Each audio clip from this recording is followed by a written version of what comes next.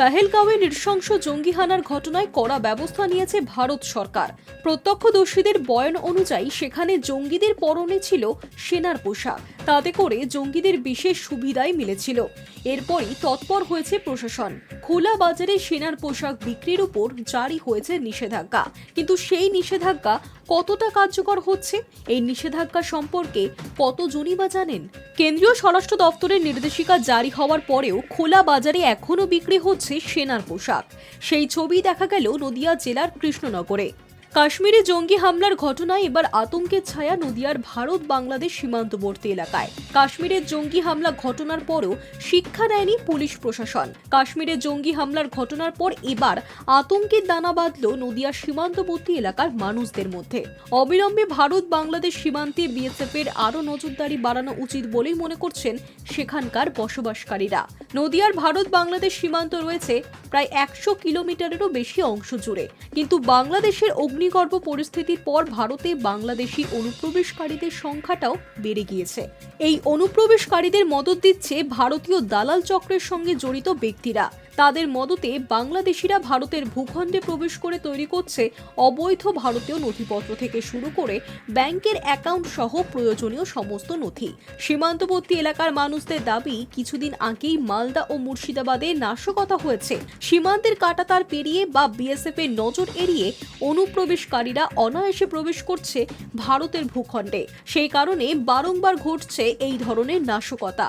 তবে কাশ্মীরের জঙ্গি হামলার ঘটনার পর এবার রাতের ঘুম উড়েছে নদিয়ার ভারত বাংলাদেশ সীমান্তবর্তী এলাকার বসবাসকারী মানুষজনদের। এই যে ড্রেসপত্র যে ঢালা বিক্রি হচ্ছে কৃষ্ণনগর অ্যাভেলেবেল, মানে পুলিশ লাইনের সামনে যে ড্রেসপত্র টুপির থেকে শুরু করে যাবতীয় সব কিছু পাওয়া যাচ্ছে, এই ড্রেসগুলো কী করছে যারা জঙ্গি তারা অবিলম্বে সেটা পেয়ে যাচ্ছে, পেয়ে গিয়ে সেটা তারা পরিধান করছে। পরিধান করার পরে তারা ওপেন যদি ঘুরে বেড়াচ্ছে, তাও সাধারণ মানুষ বোঝার তাদের ক্ষমতা থাকছে না।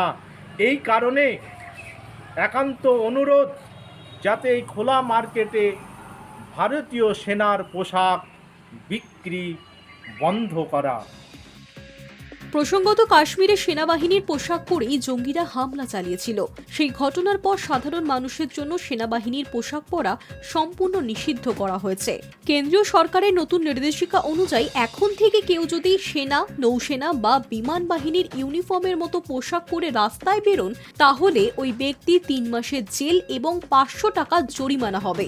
সীমান্তের সাধারণ মানুষ থেকে শুরু করে রাজনৈতিক ব্যক্তিত্ব সকলেই চাইছেন যে কোনো মূল্যে বাংলাদেশিদের ভারতে ঢোকা বন্ধ করতে হবে, না হলে কাশ্মীরের মতোই নদিয়াতেও যখন তখন ঘটতে পারে বড়সড় কোনো নাশকতা অথবা জঙ্গি হামলার মতো ঘটনা। তবে বিগত 3 মাসে বিএসএফ এর নজর এড়িয়ে অনুপ্রবেশের সংখ্যাটা যথেষ্টই বেশি।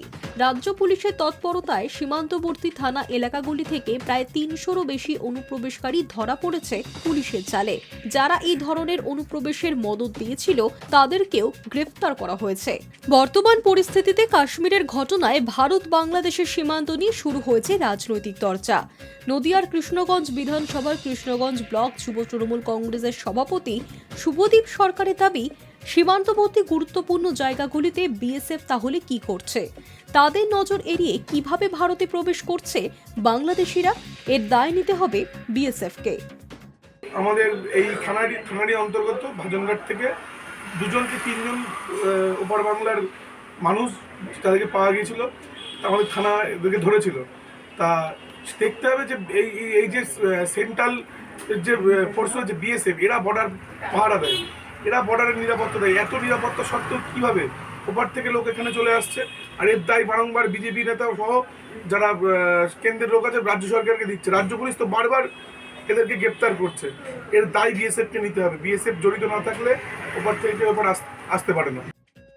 যদিও সীমান্তে নজরদারি নিয়ে বিজেপি নেতা অমিত প্রামাণিকের পাল্টা দাবি, নদিয়ার ভারত বাংলাদেশ সীমান্তে নজরদারি থাকলেও পশ্চিমবঙ্গের তৃণমূল আশ্রিত দালালদের সহযোগিতায় ভারতে প্রবেশ করছে বাংলাদেশিরা। এরপর বেছে বেছে হিন্দুদের মঠ, মন্দির এবং ঘরবাড়ি জ্বালিয়ে দিচ্ছে। সীমান্তে যে বিএসএফ হাতে হাত ধরে দাঁড়িয়ে নেই। আমাদের এখানকার যে ভৌগোলিক চিত্র, কোথাও নদী আছে, কোথাও বিল আছে, কোথাও উঁচু জায়গা আছে, কোথাও নিচু জায়গা আছে। কেন রাজ্য সরকার আজকে বিএসএফকে জমিটা হস্তান্তর করছে না? কেন সেখানে আজকে তার কাটা দেওয়া যাচ্ছে না? কেন রাজ্য সরকারের উদাসীনতায় রাজ্য সরকারের পোষিত এবং তৃণমূল আশ্রিত দালালরাই শুধুমাত্র বাংলাদেশ থেকে মৌলবাদী যারা আছে, যে জেহাদি সংগঠনের লোকগুলোকে তারা এখানে নিয়ে এসে প্রবেশ করাচ্ছে? Hi news network.